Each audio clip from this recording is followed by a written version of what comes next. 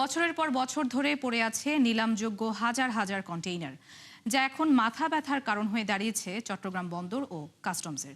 ব্যবসায়ীদের অভিযোগ, আমলাতান্ত্রিক জটিলতায় কাটছে না এই সংকট। এতে যেমন একদিকে আর্থিক ক্ষতি হচ্ছে, অন্যদিকে ভাবমূর্তি ক্ষুণ্ণ হচ্ছে বৈদেশিক বাণিজ্যের। সাইফুল ইসলাম শিল্পীর তথ্য ছবিতে প্রতিবেদন।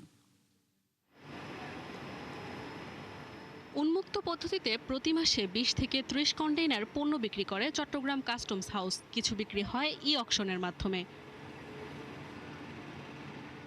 এরপরও চট্টগ্রাম বন্দরের বিভিন্ন শেডে পড়ে আছে নিলামের জন্য হস্তান্তর করা প্রায় ১০,০০০ কন্টেইনার, যাতে নষ্ট হচ্ছে গুরুত্বপূর্ণ মালামাল।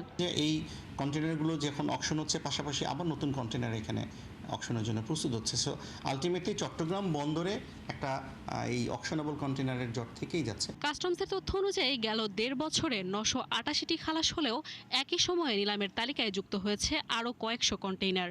এদিকে চিটাগং কাস্টম হাউস নিরবচ্ছিন্নভাবে কাজ করছে, অত্যন্ত ফোকাস করছে জাতীয় রাজস্ব বোর্ড। এইদিকে কন্টেইনার যানজট নিরসন করার জন্য, বন্দরকে গতিশীল করার জন্য দ্রুত নিলামের ব্যবস্থা করা হচ্ছে। কেবল কন্টেইনারই নয়, নিলামের অপেক্ষায় আছে আরও ১,০৬,৩৭২ প্যাকেজ এলসিএল পণ্য এবং ৬,৯১৯টি বাল্ক পণ্য।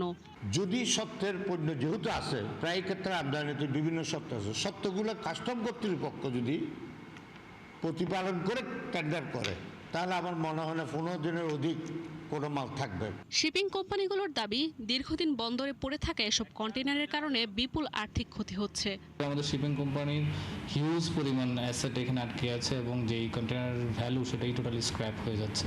একটা কন্টেইনার যদি আমরা অ্যাভারেজ ভ্যালু যদি $4,000 করে ধরি, তাহলে আপনি মাল্টিপ্লাই করে দেখেন কি পরিমাণ টাকা। কন্টেইনারের নিরবচ্ছিন্ন সরবরাহ ও দ্রুত টার্ন অ্যারাউন্ড নিশ্চিত করা গুরুত্বপূর্ণ বলে মনে করেন ব্যবসায়ীরা। নাদিয়া ইসলাম তুলি, ৭১।